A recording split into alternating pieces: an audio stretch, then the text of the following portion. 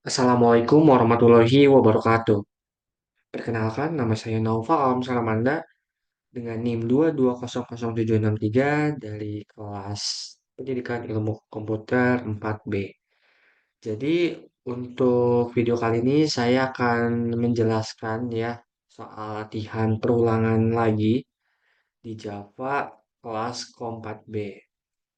Seperti biasa saya ke bagian NIM-nya ganjil, langsung aja kita ke soal pertama. Di sini soalnya yaitu buatlah algoritma dalam bahasa Java menampilkan bilangan dari satu sampai dengan n, di mana n diinput dari alat masukan n lebih dari sama dengan satu.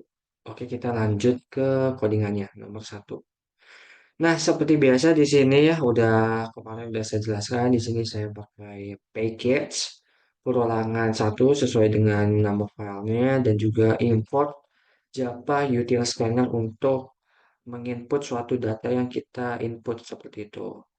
Nah, di sini masih sama seperti yang sebelum-sebelumnya ada terdapat public class perulangan satu gitu kan, public static void. Nah, mungkin di sini terlihat ada perbedaannya di bagian mencetak ya. Di sini saya ngeprint masukkan nilai n.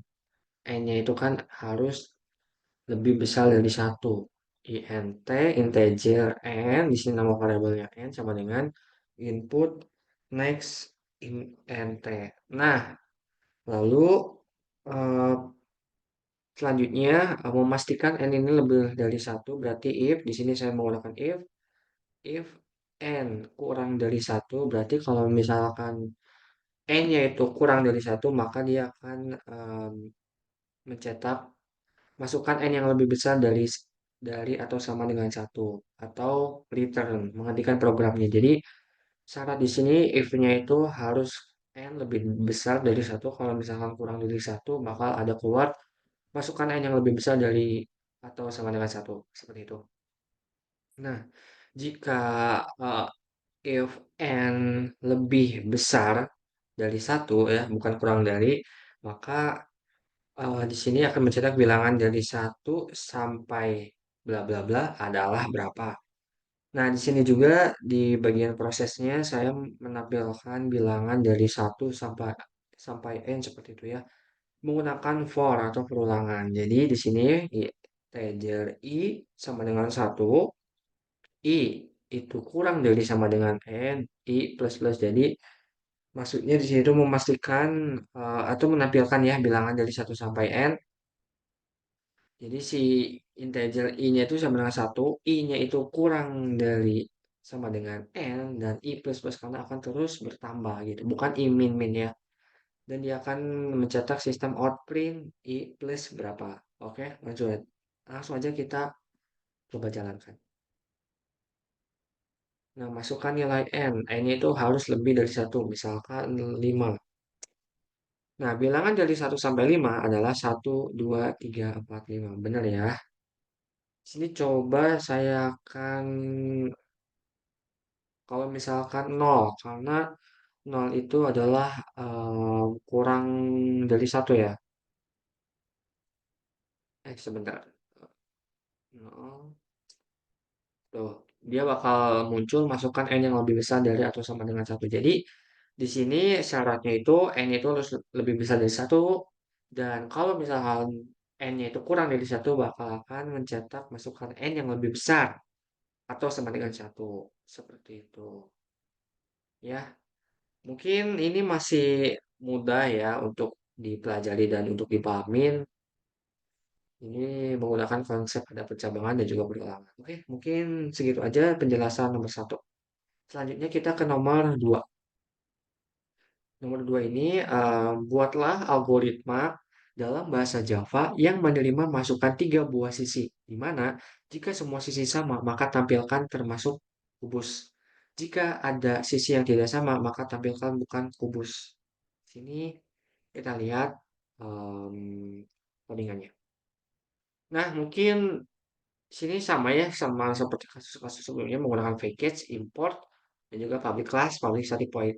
Mungkin di sini saya akan menjelaskan di bagian inputannya aja gitu ya. Di sini karena yang di soal itu meminta sebanyak 3 sisi, berarti di sini saya membuat sistem out Friedland ya, karena mencetak untuk masukkan panjang sisi pertama. Ya, di sini saya menggunakan double dan nama variabelnya adalah sisi satu. Scanner next double sama sama seperti sebelumnya. Sebelumnya ya benar ya. Di sini hanya yang membedakan itu adalah nama ininya, Friedlandnya yaitu masukkan panjang sisi kedua, ini sisi ketiga, dan juga nama variabelnya. Untuk scanner next double-nya itu sama. Nah, itu bagian inputnya, oke. Jadi di bagian prosesnya ini saya menggunakan if else. Kenapa if else? Karena biar lebih mudah untuk menjalankan programnya di sini.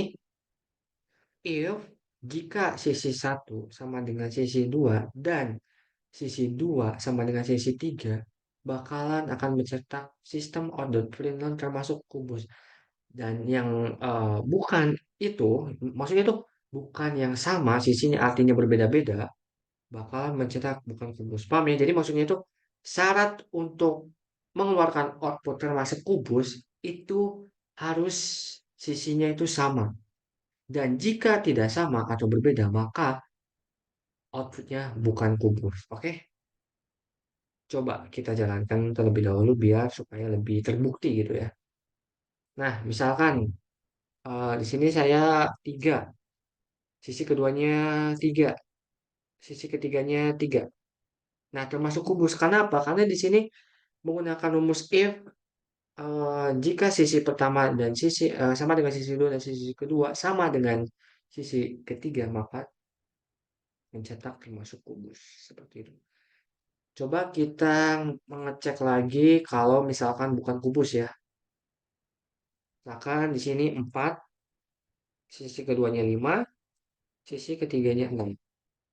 Nah, bukan kubus, benar ya, karena syarat untuk termasuk kubus itu panjang sisi ketiganya itu harus sama. Jika berbeda maka outputnya bakal keluar bukan kubus. Ya, ini masih gampang lah untuk dipelajari dan untuk dipahami. Oke, lanjut di soal nomor 3 ini mungkin sedikit susah ya, sulit gitu. Oke, kita baca dulu soalnya.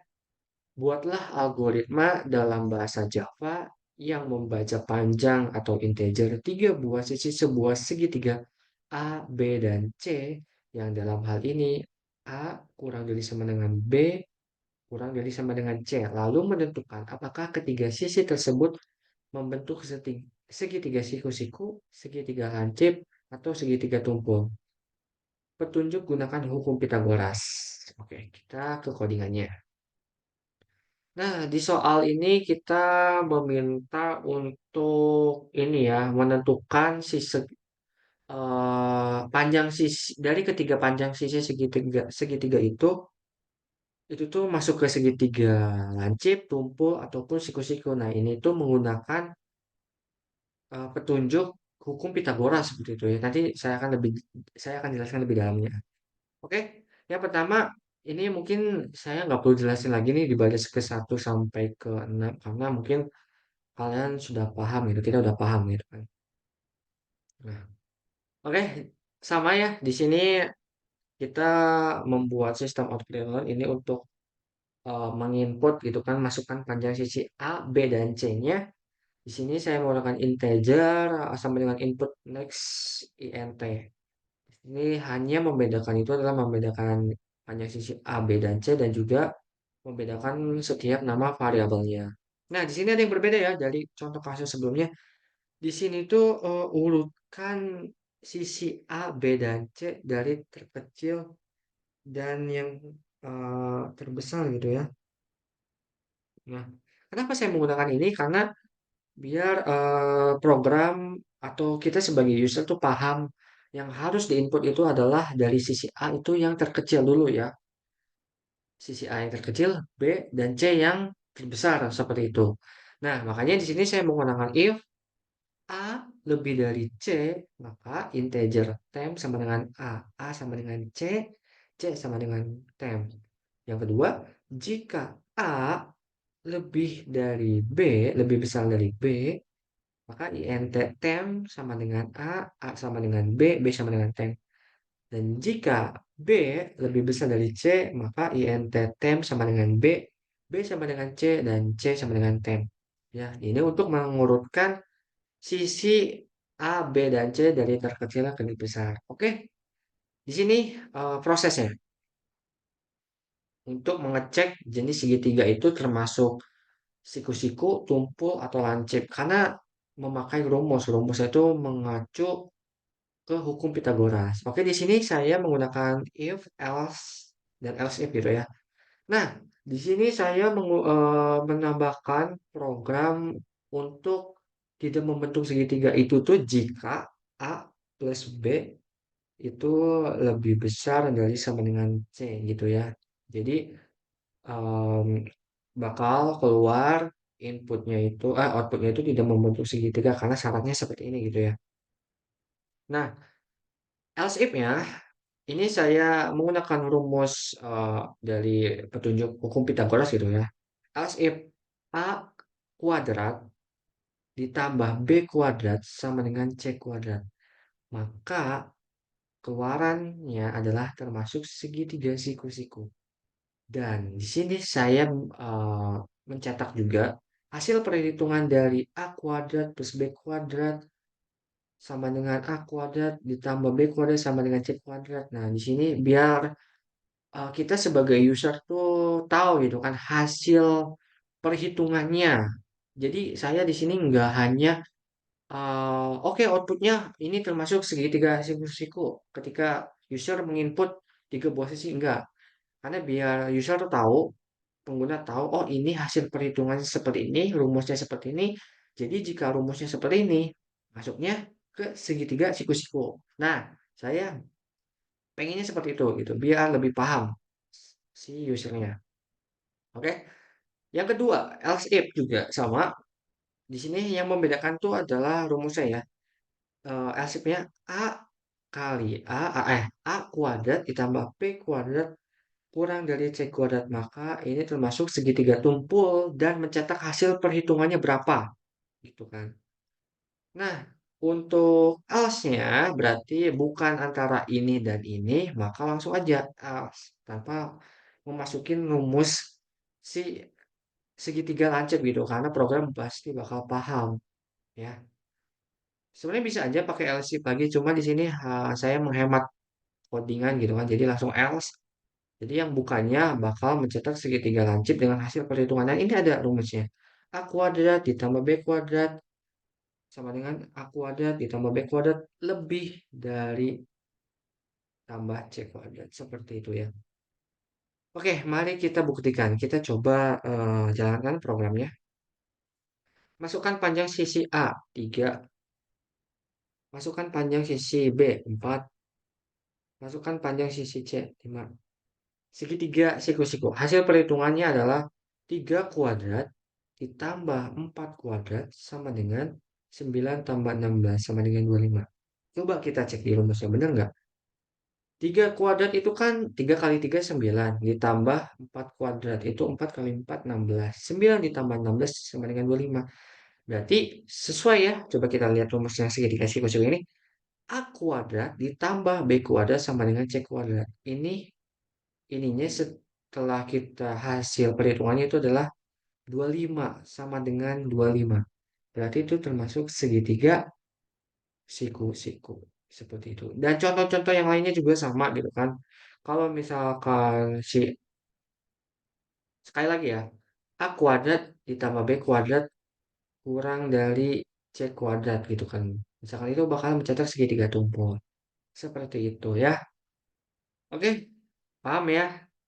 Jadi untuk menyelesaikan contoh kasus nomor 3 ini lebih kompleks dan lebih sulit dibanding em, dua kasus sebelumnya karena di sini kita harus mengurutkan dulu. Kalau saya sih mengurutkan dulu ya dari sisi A, B, dan C-nya itu dari terkecil ke terbesar biar si programnya tahu dan paham kita sebagai user dan juga mengecek jenis segitiganya ini mengacu dan menggunakan hukum teorema Pythagoras yang seperti kita sudah pelajari sejak SD, SMP, SMA gitu kan. Karena teorema Pythagoras ini selalu terngiang-ngiang lah ya. Oke, jadi segitu aja video penjelasan dari saya. Kurang lebihnya mohon maaf. Bila topik walidaya. Wassalamualaikum warahmatullahi wabarakatuh.